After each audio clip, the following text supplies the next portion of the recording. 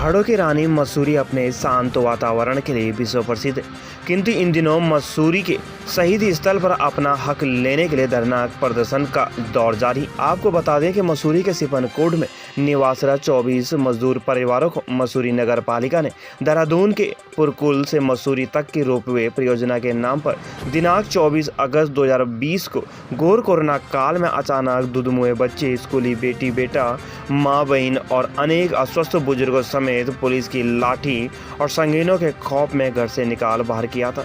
मसूरी की सामान्य जनता ने इस घोर अन्याय का पुरजोर विरोध किया था। मसूरी नगर पालिका अध्यक्ष अनुज गुप्ता और मसूरी विधायक वर्तमान में कैबिनेट मंत्री गणेश जोशी ने आश्वासन दिया था कि सिपनकोट वासियों को 15 दिन में अन्यत्र आवास आवंटित कर दिए जाएंगे। पालिका अध्यक्ष श्री गुप्ता ने भरोसा दिलाया और लिखित पत्र भी दिया था कि पालिका बोर्ड में प्रस्ताव पास कर प्रशासन को भेजने की भी बात कही थी। बाद में मंत्री श्री गणेश जोशी एवं पालिका अध्यक्ष अनुज गुप्ता 20 सितंबर 2021 को मुख्यमंत्री श्री पुष्कर सिंह धामी को लेकर लंडोर IDH स्थल गए थे और करीब 6 करोड़ की लागत से मजदूर आवास बनाने के लिए भूमि पूजन एवं शिलान्यास भी किया था। किंतु आज लगभग 3 साल होने को है और आज तक इन बेघर लोगों को न आवास मिल पाया है और न ही भूमि के टुकड़े। इसी को लेकर सिपनकोट के बेघर लोगों द्वारा मसूरी के शहीद स्थल पर पिछले 8 दिनों से अनिश्चितकालीन धरना दिया जा रहा है और आज इसी क्रम में नगर पालिका का घेराव करने बड़ी संख्या में लोग पहुंचे। हालांकि नगर पालिका अध्यक्ष के नाम मिलने पर लोगों में काफी रोष भी दिखाई दिया।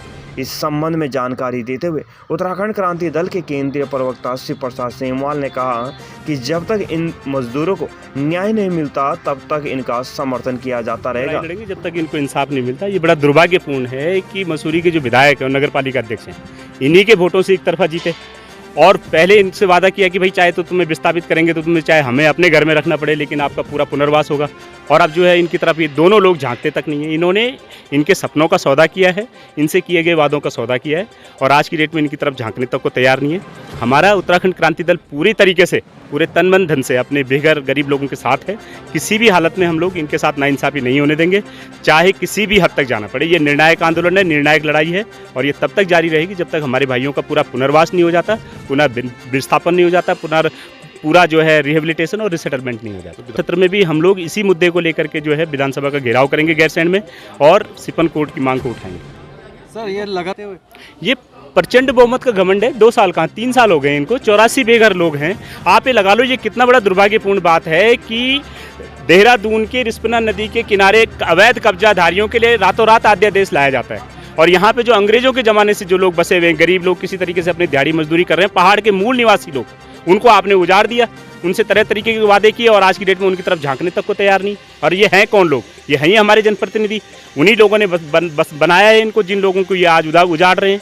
ये दुर्भाग्यपूर्ण है और इसीलिए उत्तराखंड क्रांति दल, जिसने इस राज्य को बनाने की लड़ाई लड़ी थी, इस राज्य को बसाने की लड़ाई, अपने गरीब लोगों को बसाने की भी लड़ाई भी हम लोग अंतिम दम तक जो है हम लोग अभी लेटेस्ट जो विधानसभा सत्र होने जा रहा है इसका घेराव करेंगे इसी मुद्दे को लेकर के। सिपनकोट के लोग भी उस घेराव में शामिल हो रहे हैं, उनकी ओर से भी ये रहेगा, उत्तराखंड क्रांति दल की ओर से भी ये मांग रहेगी और हमें चाहे किसी भी हद तक जाना पड़े हम लोग करेंगे, चाहे सड़कों पे आंदोलन करेंगे। कुछ दिन पहले हमने देहरादून में भी इसको लेकर के आंदोलन किया था, ज्ञापन दिया था, घेराव किया था DM कार्यालय का और अब हम लोग जो है गैरसैंण जा रहे हैं इसी मुद्दे को लेकर के और सड़क से लेकर के सदन तक कहीं भी किसी भी हद तक जाना पड़ेगा हम अपने लोगों को। कांग्रेस के नेता पंकज छेत्री ने कहा कि पहले नगर पालिका परिषद अध्यक्ष द्वारा इसका समर्थन किया गया और इनके वोट लेने के बाद विरोध कर दिया और अब इनकी मांग को पूरा नहीं कर रहे हैं। उन्होंने कहा कि गैरसैंण में आगामी 13 से होने वाले विधानसभा सत्र के दौरान वहां जाकर प्रदर्शन किया जाएगा।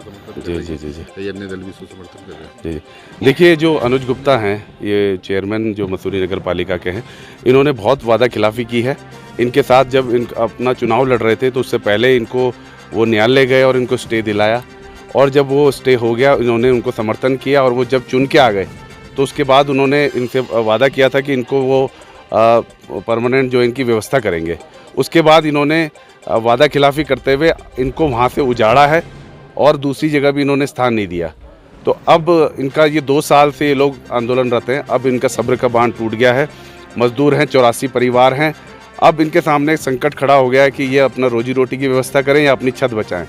तो ये 1 तारीख से आंदोलनरत हैं, पिछले वैसे 2 साल से आंदोलनरत हैं। तो हमने इनको, कांग्रेस पार्टी ने पूरा समर्थन दिया है और अभी हमने इनसे अपील भी की है कि 13 तारीख को जो गैरसैंण में होने वाला सत्र है, अगर ये उसमें भी जाते हैं तो वहाँ पर भी इनकी आवाज़ बुलंद करके हम लोग उठाएंगे। और आगे जो है इनका जो गणेश जोशी हैं, यहाँ के क्षेत्रीय विधायक हैं, उन्होंने जिस प्रकार इनके साथ छला है, इनको किस प्रकार से उन्होंने मुख्यमंत्री जी को गलत जो है इंटरप्रिटेशन करके यहाँ पर उनकी शिलान्यास करवाया और शिलान्यास करवाने के बावजूद एक पत्थर वहाँ आज तक नहीं लगाया। तो ये मुख्यमंत्री की एक जो गरिमा है उसको भी गिराने का काम जो यहाँ के विधायक हैं गणेश जोशी और अनुज गुप्ता जो पालिका अध्यक्ष, उन दोनों ने किया है। और मैं कहना चाहता हूँ कि अब इनके खिलाफ़ ऐसा उग्र आंदोलन होने वाला है। सिफन कोर्ट के मजदूर साथी तो कर ही रहे हैं, और भी जो तमाम इनके गणेश जोशी जी के भ्रष्टाचार हैं, अनुज गुप्ता के भ्रष्टाचार हैं, उनको लाने का हम काम करेंगे जनता के सामने।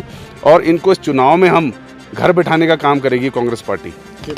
बिल्कुल हम इस बात को आज गंभीरता से अपने शीर्ष नेतृत्व के सामने उठाएंगे कि जो है शिफन कोर्ट के साथ जो मजदूरों के साथ अत्याचार इन लोगों ने किया है, यहाँ के क्षेत्रीय विधायक ने, और जो पुष्कर धामी जी ने, माननीय मुख्यमंत्री जी ने जो शिलान्यास किया है, उसके बावजूद इन्हें आज तक जो निवास नहीं मिला है, तो इसको विधानसभा में उठाने का पूरा हम अपने शीर्ष नेतृत्व से पूरा प्रयास करेंगे ताकि इनको न्याय मिल सके। और जनता के सामने जो भाजपा का चरित्र है, दोहरा चरित्र, जो कथनी और करनी में फ़र्क है, वो सामने हम लाने का काम करेंगे जनता के आगे, ताकि आने वाले चुनाव में इनको जनता सबक सिखाए।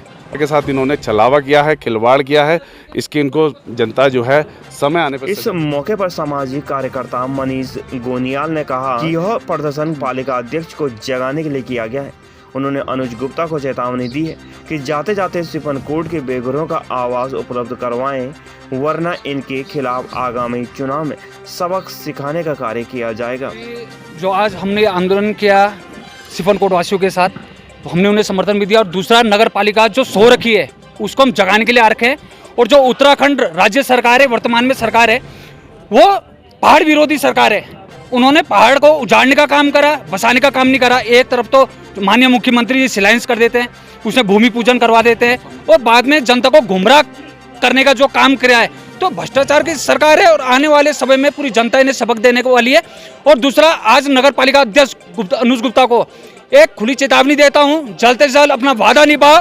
जो गरीबों को जो वोट मांगते समय जो तुमने अपने वादे करे, तो वादे जो भूल गए, आने वाले टाइम में जल्द चुनाव नजदीक आ रहा है, तो जनता तुम्हें सबक देने के लिए तैयार बैठी हुई है। आंदोलन के संयोजक और उत्तराखंड आंदोलनकारी प्रदीप भंडारी ने कहा कि लोकतंत्र में जनता सर्वोपरि है।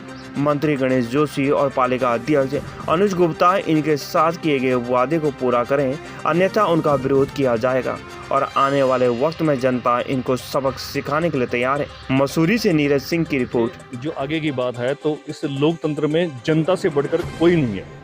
ये जो नेता आज वोट लेकर के कुर्सियों में बैठ करके इस जनता का उत्पीड़न कर रहे हैं, ये जनता ही इनको सबक सिखाएगी, बहुत जल्दी सिखाएगी, ऐसा कोई बात नहीं है। और पास बहुत सारे साधन हैं और जनता के बीच जब ये आएंगे तो सबसे बड़ा सबक तो वहाँ पे सिखाया जाएगा। लेकिन उससे पहले भी जनता जो है इनको इनकी कुर्सियों से बेदखल करने की हिम्मत रखती है। यहाँ न्यायपालिका भी है, कई और भी रास्ते हमारे पास हैं। लेकिन फिलहाल तो हम ये कहेंगे कि इनको सद्बुद्धि आए और जो इन लोगों ने वादे के इस गरीब जनता से, इन मजदूरों से, इन जो हमारे रिक्शा चालक हैं, डांडी वाले हैं, रिक्शे वाले हैं, इनसे जो वादे किए हैं यहाँ के मंत्री और विधायक गणेश जोशी ने, अनुज गुप्ता ने, कि हम भूमि दे रहे हैं, वहाँ पे शिलान्यास किया गया। और यहाँ के मंत्री गणेश जोशी, अनुज गुप्ता और मुख्यमंत्री जी ने वहाँ पे भूमि पूजन किया है। तो उनको तो खुद ही शर्म आनी चाहिए कि आज 1.25 साल हो चुका है और अभी तक वहाँ पे एक ईंट नहीं लगी है। हमें क्या जरूरत है ये जुलूस निकालने की, हमें धरने करने की? क्या एक राज्य सरकार को, क्या एक मंत्री को, क्या नगर पालिका अध्यक्ष को ये नहीं बनता है कि अपने अधिकारियों से पूछे कि वहाँ पे काम क्यों नहीं शुरू हुआ है?